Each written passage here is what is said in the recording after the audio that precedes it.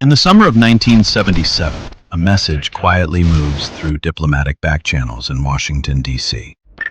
It does not come from a head of state. It is not delivered through an embassy. It originates in the mountains of Southeast Asia, from a man the U.S. government officially considers a criminal. The message is precise. If the United States pays $100 million, the world's largest supply of illicit opium will be removed from circulation. If the offer is refused, the supply will be expanded. The man making the proposal is named Khun Sa.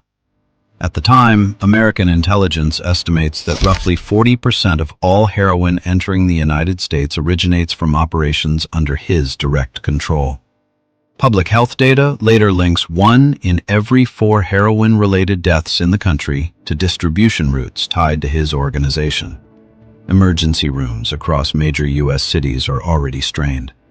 Addiction rates are climbing.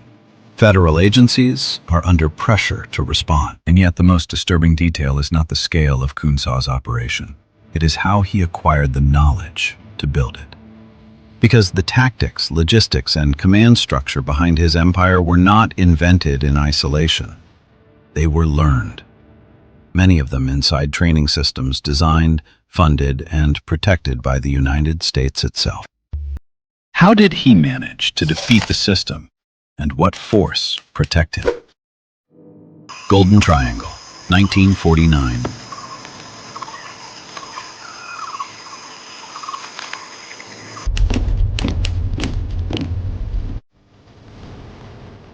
The story begins with a collapse.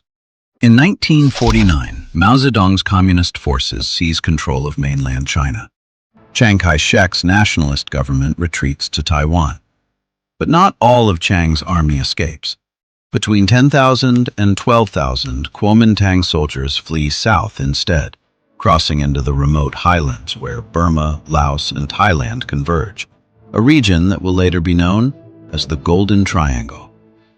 This territory has no effective governance, no enforced borders, no functioning economy beyond subsistence farming and opium cultivation. For Washington, the stranded Kuomintang forces represent opportunity. Throughout the early 1950s, the CIA covertly supplies weapons, funding, and advisors to these units, viewing them as a potential proxy force against Communist China. Training camps are established, weapons caches are built, local militias are armed and organized. And watching closely is a young man named Zhang Jifu. Born in 1934 to a Shan mother and Chinese father, Zhang grows up bilingual, marginal, and observant. He is not a soldier, yet, but he studies everything. Movement through jungle terrain, supply discipline, command hierarchy, the conversion of violence into leverage. This is not ideology. This is education. By the late 1950s, Zhang Jifu understands something most men in the region do not. Power does not come from ideology. It comes from logistics. By the early 1960s, Burma faces multiple internal insurgencies. Communist factions threaten the northern border. Ethnic minorities resist central authority. The Burmese military needs irregular forces, expendable, deniable, effective. Zhang Jifu provides one. In 1963, he brokers an agreement with Burmese officials. His militia will combat communist insurgents. In return, his organization receives official immunity from prosecution. The arrangement is informal, but it is understood. Zhang's forces begin taxing opium farmers across Shan State. Refineries appear in remote clearings. Smuggling routes expand into Thailand and Laos. Unlike other traffickers, Zhang does not simply extract profit. He integrates. By the late 1960s, his network controls cultivation, processing, security, and transport. In 1969, the Burmese government arrests him and puts him in jail for 5 years. In jail, he studied deeply the psychology of war. Every strategic pattern of war was studied carefully. When he returns, he adopts a new name, Khun Sa. It means Prince of Prosperity. Khun Sa does not behave like a criminal. He behaves like a government. He builds roads, funds clinics, establishes schools. At the same time, he militarizes.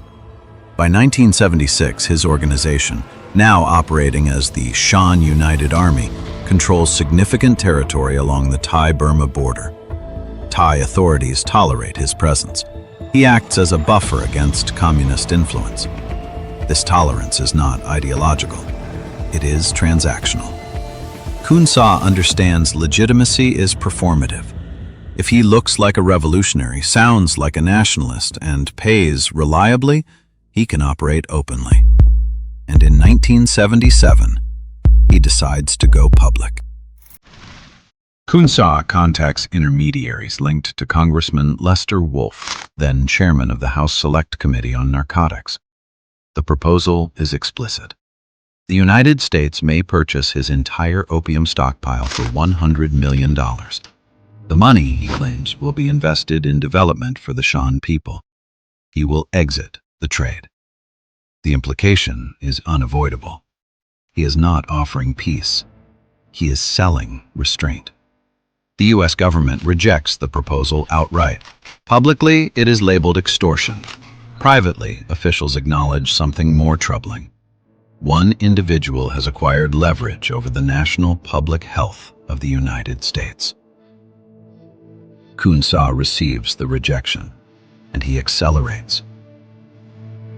The U.S. government tries direct military pressure, too. In 1982, they persuade Thailand to assault Khun Sa's base at Ban Hin Tek. Over 1,000 Thai soldiers, backed by helicopters and fighter jets, spend 4 days destroying his compound in fierce jungle combat. Buildings burn, ammunition stockpiles explode, and bodies litter the perimeter. But Khun Sa himself, gone. Vanished across the Burmese border hours before the final push. Another legendary escape. Within a year, he's rebuilt, bigger, stronger, more fortified than before. Khun Sa relocates his headquarters to Homong, deep inside Burmese territory. There, he builds what intelligence analysts later describe as a fully functional narco-state. By 1985, his rebranded Hmong Thai army includes approximately 18,000 regular soldiers, approximately 5,000 reserves, approximately 8,000 village militia. His forces are equipped with mortars, rockets, and shoulder-launched anti-aircraft weapons. But the true expansion is chemical. His laboratories refine number 4 heroin at unprecedented purity levels, often exceeding 90%. Global output from the Golden Triangle reaches over 2,500 metric tons annually, more than half of the world's supply. By 1989, U.S. law enforcement estimates 80% of heroin in New York originates from Southeast Asia. Khun Sa controls roughly 40% of U.S. supply. He does not hide. He grants interviews. In 1988, with Ronald Reagan declaring a war on drugs from the White House lawn, Khun Sa declares war right back on camera.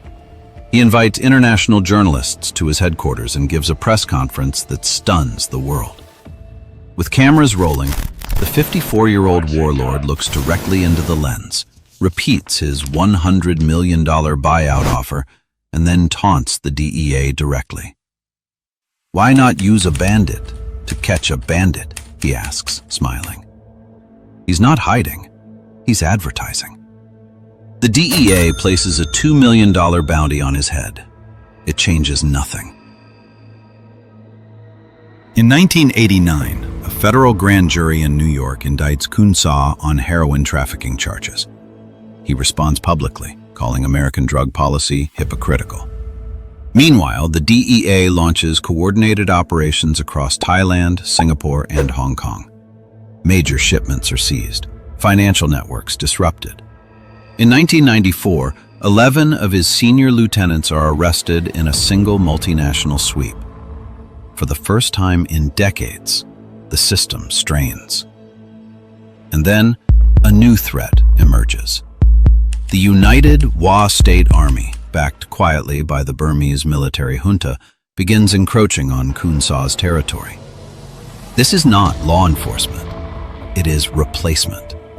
The Wa forces want control of the trade itself. Khun Sa's allies defect, supply lines fracture, his health deteriorates. Intelligence analysts predict a final siege. They are wrong. Learn that Khun Sa never stopped thinking 3 moves ahead. January 5th, 1996, the world receives news that makes no sense at all. The Burmese military junta issues a calm press release. Khun Sa surrenders. Not to the United States, not to Thailand, to the Burmese government. The agreement is straightforward. He dissolves the Mong Thai army. He exits active trafficking. He will never be extradited. In exchange, Burma guarantees he will never, under any circumstances, be extradited to the United States or any other country. He keeps his fortune, hundreds of millions of dollars accumulated over 3 decades of drug trafficking, and he gets to live freely within Burma's borders for the rest of his natural life. The United States demands extradition immediately. They cite the 1989 New York Indictment. They invoke international law, diplomatic pressure, and every tool at their disposal. Burma's response is simple and final. No extradition. Khun Sa reinvests his wealth. Real estate, transportation companies, mining ventures. He lives openly. The DEA maintains his indictment until his death. It produces no result. On October 26, 2007, Khun Sa dies of natural causes at age 73. He is never tried, never imprisoned, never forced to account. Khun Sa did not defeat the United States militarily. He outlasted it legally. He understood borders, treaties, jurisdiction. He exploited every gap. And when the system finally closed in, he exited on his own terms. Not as a fugitive, but as a retiree. Khun Sa wasn't an exception. He was a prototype. The system that protected him is still active, and we'll keep tracing it.